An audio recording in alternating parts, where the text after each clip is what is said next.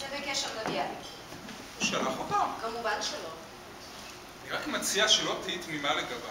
הוא פוליטרוק הרבה יותר ממולח ממה שאת חושבת. מושך באף את יהדות אמריקה, נותן להם תחושה שאין כאן שום תרבות חוץ מזאת שהוא מכתיב. מה?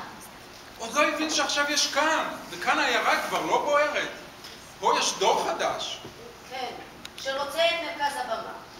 הכל טוב ויפה. אבל למה בגסות? למה לפגוע? הוא נפגע. הוא אפילו לא טרח לענות לי כשניסיתי לדבר איתו. ציוצי הנתינים לא חדרו לאוזניו. רק הוודקה והסיגריות עניינו אותו. זה מה שאתה חושב. הייתי שם. ולא עלה בדעתך שהוא מעמיד פנים? שלא לכבודו להתגונן? אתה רוצה שההיסטוריה תזכור אותך בתור אחד שקיצר את ימיו של ביאליק? את טועה, אני לא נוגע לו. הוא אוהב אותך כמו בן. הוא לא מעריך את הכתיבה שלי.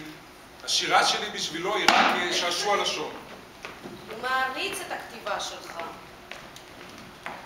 בקיצור, תתנצל בפניו. אני את שלי אמרתי, ואתה את שלך תעשה.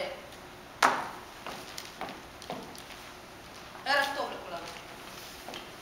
כל מילה בסלע. לא אתנצל.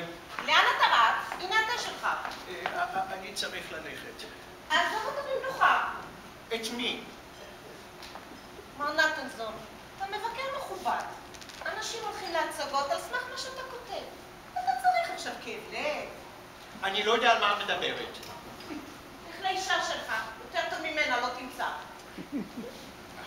גם אני את שלי אמרתי. שלום.